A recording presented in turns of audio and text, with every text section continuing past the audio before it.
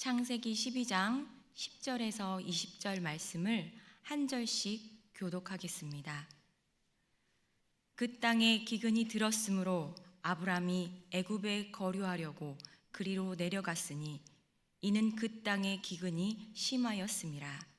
그가 애굽에 가까이 이르렀을 때에 그의 아내 사라에게 말하되 내가 알기에 그대는 아리따운 여인이라. 애굽 사람이 그대를 볼 때에 이르기를 이는 그의 아내라 하여 나는 죽이고 그대는 살리리니 원하건대 그대는 나의 누이라 하라. 그러면 내가 그대로 말미암아 안전하고 내 목숨이 그대로 말미암아 보존되리라 하니라. 아브람이 애굽에 이르렀을 때에 애굽 사람들이 그 여인이 심히 아리따움을 보았고 바로의 고관들도 그를 보고 바로 앞에서 칭찬함으로 그 여인을 바로의 궁으로 이끌어들인지라. 이에 바로가 그로 말미암아 아브람을 후대함으로 아브람이 양과 소와 노비와 암수나귀와 낙타를 얻었더라. 여호와께서 아브람의 아내 사라엘로 바로와 그 집에 큰 재앙을 내리신지라. 바로가 아브람을 불러서 이르되 네가 어찌하여 나에게 이렇게 행하였느냐? 내가 어찌하여 그를 내 아내라고 내게 말하지 아니하였느냐? 네가 어찌 그를 누이라 하여 내가 그를 데려다가 아내를 삼게 하였느냐? 내 아내가 여기 있으니 이제 데려가라 하고 함께 읽겠습니다. 바로가 사람들에게 그의 일을 명하여 그들이 함께 그의 아내와 그의 모든 소유를 보내었더라. 아멘. 아브람은 하나님께서 인도하시는 대로 가나안 땅에 도착하였습니다. 모든 것이 하나님의 인도하심대로 순조롭게 되는 것 같았습니다. 그러나 그 땅에 기근이 들었습니다. 고대 근동시대에 식량을 대량 생산하거나 오랜 기간 저장하는 방법이 없었을 테니 기근이 들었다는 것은 가장 기본적인 생존에 심각한 문제가 되었습니다. 그래서 아브람은 먹고 사는 문제를 해결하기 위해 애굽으로 내려가기로 결정합니다.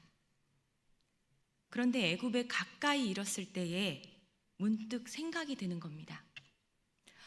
애굽에 나와 사레가 가면 우리는 이방인이고 내 아내를 빼앗기 위해 그들이 나를 죽일지 몰라. 그 당시 아내는 남자의 소유물로 여겨졌습니다. 그리고 법이 없는 시대였기에 원초적으로 강자만이 살아남는 시대였습니다. 소유물에 탐나면, 그것을 빼앗고 싶으면 소유물의 주인을 죽이면 되는 것입니다. 당시 이집트 사람들은 난폭한 사람들이었고 이집트 왕 바로가 미모가 출중한 유부녀를 첩으로 취하기 위하여 그 남편을 죽이기도 했던 풍습이 있었습니다. 생존을 위해서 기근을 피하려고 이동했는데 거기서 또 다른 생존의 문제를 만나게 됩니다. 기근은 지금 당장 살고 죽는 문제가 아니었지만 애굽으로 가다 보니 이제는 당장 그 자리에서 그 사람들에게 죽임을 당할 수도 있는 문제를 맞닥뜨리게 된 것입니다. 거기서 아브람은 두 가지의 길이 있습니다. 하나는 다시 기근이 있는 가나안 땅으로 돌아가는 것이고 다른 하나는 죽음을 각오하고 애굽에서 먹을 것을 구하러 가는 것입니다. 성도 여러분이 이 상황이라면 어떤 문제를 선택하시겠습니까? 기근을 선택하시겠습니까? 아니면 이방인이 겪을 생명의 위협을 선택하시겠습니까? 이 두 가지의 길에서 아브라함의 선택은 좀 놀랍습니다. 아브라함은 갑자기 아내 사레에게 말을 합니다. 내가 알기에 그대는 얼굴에 빛이 나고 너무나 아름답소. 애굽 사람이 당신을 보고 당신이 나의 아내라는 것을 알면 당신을 취하려고 나는 죽이고 당신은 살릴 것이요. 그러니 당신은 나의 누이라 말하시오. 그러면 나는 그대로 말미암아 안전하고 내 목숨이 그대로 말미암아 죽지 않을 것이요. 아내 사례를 향해서 그럴듯한 칭찬을 하고 또 합당한 이유를 들어서 누이라고 말해야 함을 설명하고 있는 것처럼 보이지만 이 말의 요지는 결국 내가 살아야겠다는 말입니다. 아브라함의 말을 반대로 생각하면 당신이 나의 누이라고 말하지 않고 아내라고 말하면 나는 당신 때문에 죽을 것이요 라는 말입니다. 13절에 내가 그대로 말미암아 내 목숨이 그대로 말미암아라고 2번이나 표현을 반복해서 하고 있습니다. 이 표현은 당신의 역할이 중요하오, 당신이 하는 말에 따라서 내 목숨이 왔다 갔다 하는 것이오 입니다. 그리고 여기서 아브라함이 말한 안전하고의 원어를 직역으로 하면 당신 때문에 나에게 잘 대해줄 것이요 라는 의미입니다. 보존하고의 원어를 직역하면 내 생명을 유지하게 될 것이요 라는 의미입니다. 이 말에는 단순히 생명 유지를 위해 어쩔 수 없는 선택이라는 뜻이 아닙니다. 오히려 보다 적극적으로 당신을 나의 누이라 하면 그 사람들이 나에게 잘 대해줄 것이요. 그리고 각종 혜택을 누릴 수 있을 것이요. 라고 하는 표현입니다. 생계를 위해서 선택했던 애굽행이었지만 그 마음과 선택이 갑자기 아브라함 본인의 생명의 위협이 닥치자 생각해낸 것이 단순히 죽음을 벗어나야겠다라는 것을 넘어서서 오히려 아내가 나의 누이인 것을 이용하여 덕을 보겠다는 것입니다. 아내 사라를 설득하는 이 그럴듯해 보이는 말 속에는 이기적이고 아내를 팔아서 덕을 보려는 악함이 들어있는 것입니다. 아내 사라를 소유물로 보는 것입니다. 이용해도 괜찮은 대상으로 보는 것입니다. 하나님께서는 자신의 형상대로 사람을 만드시되 남자와 여자로 만드셨습니다. 이때 아담이 혼자 에덴 동산을 거니는 것을 보시고 혼자 사는 것이 좋아 보이지 않으셨기에 돕는 배필로 여자를 만드셨습니다. 여기서 배필이라는 원어 네게드는 마주대하다, 바라보다의 의미를 가지고 있습니다. 즉 돕는 배필은 여자만 남자를 돕는 자로 만드신 것이 아니라 남자와 여자가 서로를 바라보며 서로 동등한 위치에서 마주대하며 서로에게 알맞은 도움을 주는 관계로 만드셨다는 의미입니다. 그런데 아브라함은 지금 아내와 가족은 뒷전이고 자신의 생존을 위해서 아내에게 누이라고 말할 것을 종용하고 있는 것입니다. 그게 나도 좋고 너에게도 좋다며 말입니다. 정말 사례에게 좋은 것일까요? 정말 아내 사례를 생각해서 하는 말일까요? 아담은 하와를 보고 내 뼈 중에 뼈요, 내 살 중에 살이라며 가진 것 중에서 가장 소중하고 가장 귀한 것이라며 기뻐하였는데 아브라함은 사례의 심히 아름다움을 보고 이용할 생각을 한 것입니다. 창세기 2장 24절에 하나님께서는 남자가 부모를 떠나 그 아내와 합하여 둘이 한 몸을 이룰지로다 라고 서로를 아끼고 사랑하며 살 것을 명령하셨습니다. 그런데 지금 아브라함은 아내와 한 몸을 이룬 가정을 지키는 것보다 당장 먹고 사는 문제가 더 중요하다고 판단을 한 겁니다. 우리도 살아가면서 중요한 문제를 해결하려다가 가장 중요한 것을 놓치며 살아갈 때가 있음을 생각하게 됩니다. 결국 아브라함의 정확한 예측대로 아내 사레는 애굽 왕 바로의 첩이 됩니다. 아브라함은 양과 소와 노비와 암수 나귀와 낙타를 얻었습니다. 아브라함의 예측이 정확하게 맞았으니 박수 쳐줘야 하는 상황일까요? 재산이라도 많이 얻었으니 잘 된 것일까요? 기근을 피해 애굽에 와서 아내를 바로에게 결혼시키다니요. 만약 하나님께서 이 상황을 가만히 놔두셨다면 어떻게 되었을까요? 창세기 12장 2절, 내가 너로 큰 민족을 이루고 내게 복을 주어 내 이름을 창대하게 하리니 너는 복이 될지라. 이 말씀의 첫 소절인 내가 너로 큰 민족을 이루고 이 말씀이 어긋나는 상황이 되는 것입니다.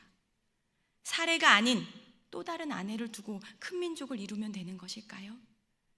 아닙니다. 하나님께서는 가정을 지키시는 분이십니다. 하나님께서는 부부를 지키시는 분이십니다.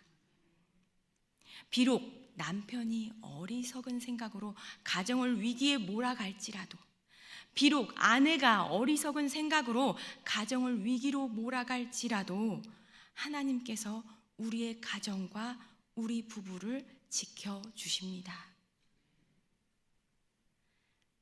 바로와 그 집에 재앙을 내리십니다. 여기서 이 말씀에서 제일 억울한 사람이 바로 바로 같아 보입니다.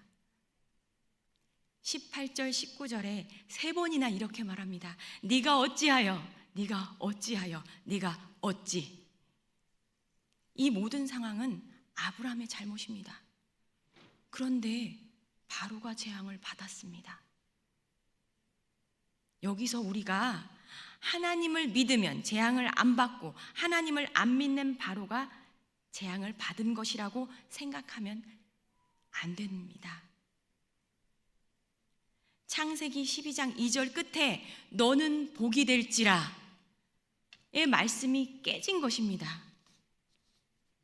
아브라함을 통하여 주위의 사람들이 복을 받아야 되는데, 아브라함을 통하여 주위 사람들이 복을 누리며 살아야 하는데 아브라함 때문에 재앙이 찾아온 것입니다. 우리가 복이 된다는 것은 나의 행동, 나의 말, 나의 선택으로 내 가족, 내 이웃, 내 공동체에도 복이 찾아오는 것인데, 아브라함이 복이 되지 못하고 축복이 깨어지면서 오히려 재앙이 된 것입니다. 아브라함이 하나님의 언약의 말씀을 오히려 저주로 만들어 버리게 된 것입니다. 그래서 바로에게 재앙이 된 것입니다.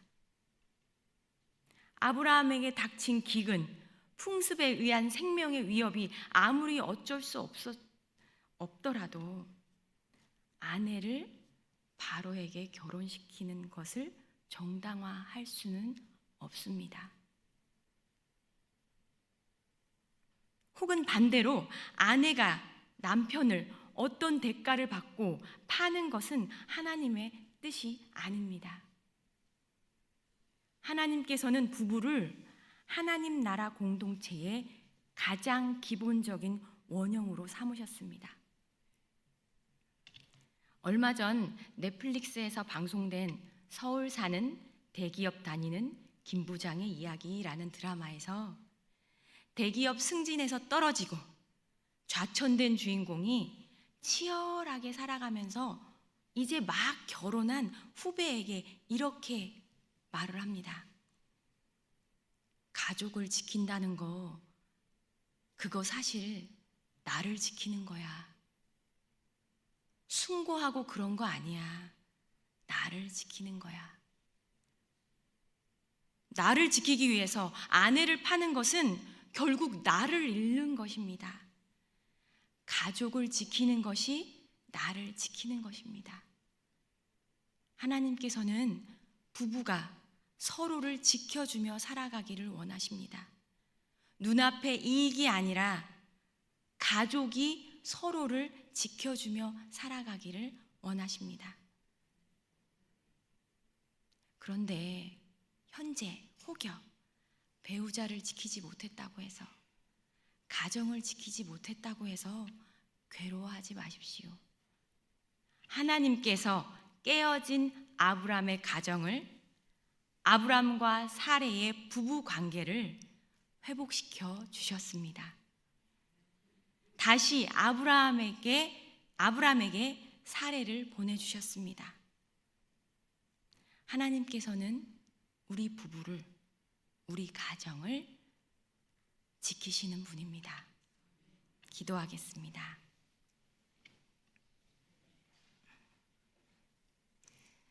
하나님, 우리 가정을 지키시고 돌보아 주심에 감사드립니다. 하나님께서 한몸 되게 하신 아내와 남편을 하나님의 마음으로 아끼며 사랑하게 하옵소서. 하나님께서 우리에게 허락하신 가족들을 아끼며 사랑하게 하옵소서. 가정에 덮쳐오는 큰 풍랑의 크기보다 더 크신 하나님의 손을 바라보게 하옵소서. 교묘하게 그럴듯한 논리로 가정을 해치는 세상의 방식을 거절하게 하옵소서. 우리 부부와 우리 가정에 가장 좋은 것으로 인도하시는 하나님만을 의지하게 하옵소서. 열방을 향한 하나님의 마음을 품고 복음의 최전선에서 사역하시는 선교사님을 위해 이 시간 마음 모아 기도합니다. 낯선 땅의 환경과 기후 속에서도 선교사님과 가족이 영적으로 지치지 않게 하시고 모든 위험과 질병으로부터 눈동자처럼 보호하여 주시기를 간절히 원합니다. 때로는 외롭고 힘든 사역의 여정 가운데 주님이 친히 가장 가까운 친구가 되어주시고 날마다 하늘의 평강과 기쁨을 부어주시고 성령의 지혜로 모든 상황을 넉넉히 이겨낼 수 있는 새 힘을 공급하여 주시옵소서. 현지인들과의 아름다운 만남을 허락하시고 복음의 문이 활짝 열리는 역사를 보게 하여 주시옵소서. 국내의 척박한 환경 속에서도 묵묵히 자리를 지키는 협력교회와 목회자들을 위해 기도합니다. 인구 감소와 고령화로 어려움을 겪는 지역 교회들의 새로운 부흥의 불씨를 허락하여 주시옵소서. 복음에 소외된 이웃들에게 다가가는 발걸음에 힘을 주시고 그 지역 사회를 변화시키는 소금과 빛의 사명을 온전히 감당하게 하옵소서. 우리가 단순히 물질을 나누는 것에 그치지 않고 영적인 동역자로서 선교사님들의 아픔과 기쁨에 깊이 공감하게 하옵소서. 우리들의 삶의 현장이 곧 선교지임을 깨닫게 하시고 우리의 일상 속에서도 복음의 향기가 나타나게 하옵소서. 교회와 연합하고 있는 기관들을 위하여 기도합니다. 기관들의 사업에 필요한 재정과 환경을 충분히 채워주시고 오직 하나님께 영광을 위하여, 복음을 위하여 사역하는 기관이 되게 하여 주시옵소서. 우리 교회가 국내 기관들과 기쁨으로 협력하게 하시고 세상 속에서 교회의 문턱을 낮추어 하나님의 사랑이 구체적인 나눔과 실천으로 나타내게 하옵소서.